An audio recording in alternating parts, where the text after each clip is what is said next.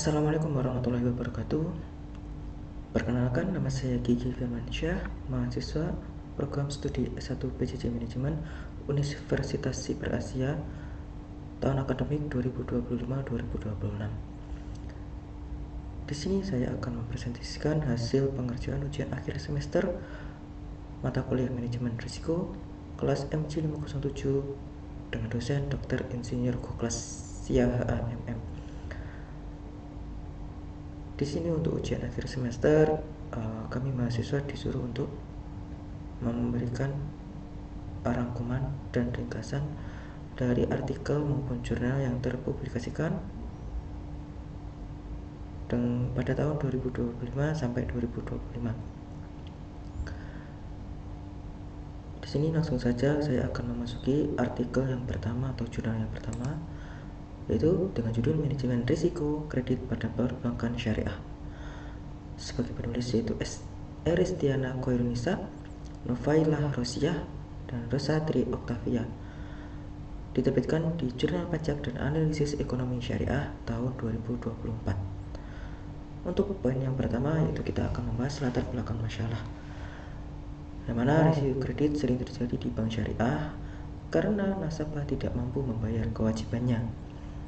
Jika ini tidak dikelola dengan baik, hal ini dapat merugikan bank dan menurunkan kepercayaan nasabah. Kemudian pada poin yang kedua, yaitu tujuan penelitian, yang mana pada jurnal ini menjelaskan bagaimana penerapan manajemen risiko kredit pada perbankan syariah. Kemudian yang ketiga, yaitu metode penelitian, yaitu penelitian menggunakan metode studi literatur dari jurnal, buku, dan dokumen resmi terkait.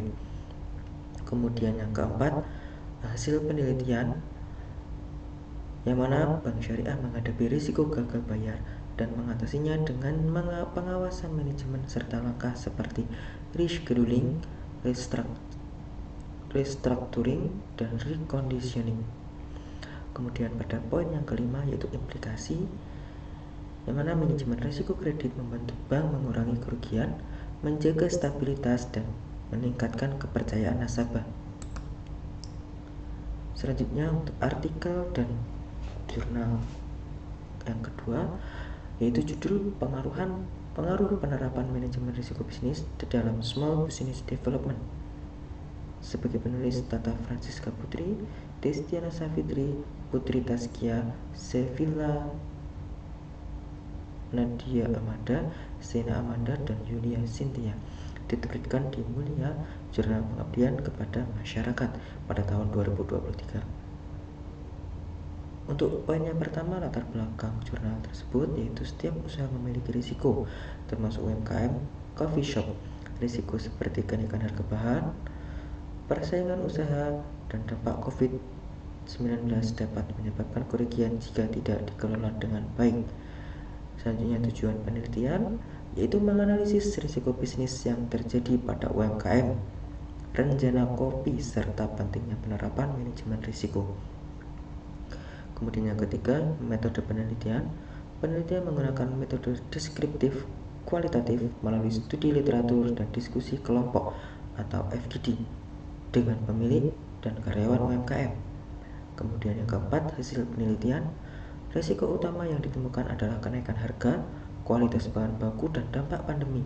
Tingkat risiko tergolong ringan, namun pengelolaan yang baik agar tidak berkembang menjadi kerugian besar.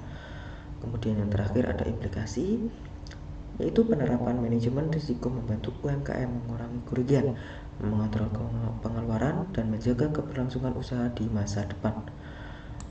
Lanjut ke jurnal yang ketiga, yaitu dengan judul Analisis Manajemen Risiko Layanan Mobile Banking pada Bank Syariah, ditulis oleh Sukma Oktaviani dan Nuhbatul Basyariah.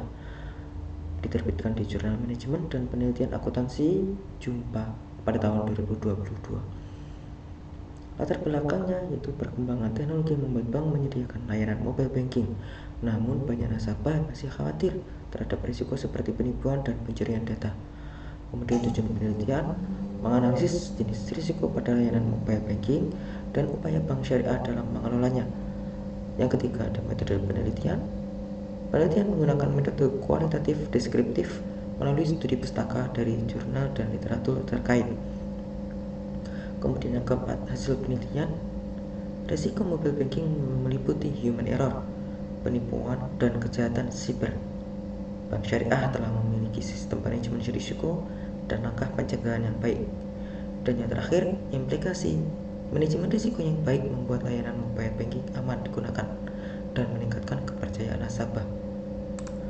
Selanjutnya, jurnal yang keempat dengan judul Penerapan Manajemen Risiko pada Proses Pengembangan Properti, ditulis Iwayan Muka dan Agung Wibowo dan diterbitkan di Jurnal Pemukiman pada tahun 2021. Latar belakang jurnal tersebut yaitu bisnis properti memiliki risiko yang tinggi seperti risiko perizinan, pembiayaan, dan pengelolaan proyek. Jika risiko tidak dikelola dengan baik, dapat menimbulkan kerugian dan menghambat investasi properti. Kemudian tujuan penelitian menganalisis penerapan manajemen risiko pada proses pengembangan properti untuk menentukan risiko prioritas. Dan yang ketiga, topik metode penelitian. Penelitian menggunakan metode survei dan wawancara dengan kuesioner kepada pihak yang terlibat dalam pengembangan properti. Yang keempat, hasil penelitian. Risiko pengembangan properti berada pada kategori sedang. Risiko utama terdapat pada perizinan, pembelian lahan, pengawasan anggaran, dan target pembiayaan. Dan yang terakhir, implikasi.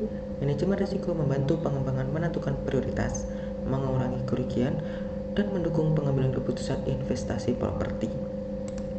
Kita memasuki jurnal atau artikel yang terakhir, yaitu yang kelima, dengan judul Manajemen Diri Terhadap Kesehatan dan Keselamatan Kerja pada Pekerja Tambang, ditulis oleh Febi Puspitasari, Reihana Sekia, Anggi Mulyana Rahayu, Akhina Alfafa Mamnunia, Riko Dharma Reza, diterbitkan di Jurnal Kepemimpinan dan Manajemen Keperawatan pada tahun 2023.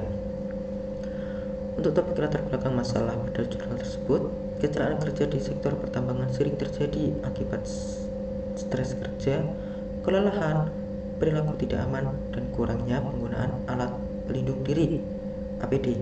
Hal ini menyebabkan keselamatan pekerja tambang. Hal ini membahayakan keselamatan para pekerja tambang. Kemudian tujuan penelitian mengetahui bagaimana manajemen diri pekerja tambang dalam menjaga kesehatan dan keselamatan kerja. Kemudian untuk metode penelitian menggunakan metode systematic review terhadap artikel terkait K3 pekerja tambang dari berbagai database ilmiah. Kemudian hasil penelitian, faktor utama yang mempengaruhi keselamatan kerja adalah stres kerja, kesalahan, penggunaan APD, dan pengetahuan dan pengalaman perilaku kerja serta pelatihan K3. Yang terakhir, implikasi. Manajemen diri yang baik dan pelatihan K3 dapat menurunkan risiko kecelakaan kerja dan menciptakan lingkungan kerja tambang yang lebih aman. Baik, demikian tadi adalah presentasi saya terkait review dari jurnal yang terpublikasi secara nasional maupun internasional yang diterbitkan pada tahun 2020 sampai dengan 2025. Demikian yang dapat saya sampaikan. Mohon maaf apabila adalah salah kata. Assalamualaikum warahmatullahi wabarakatuh.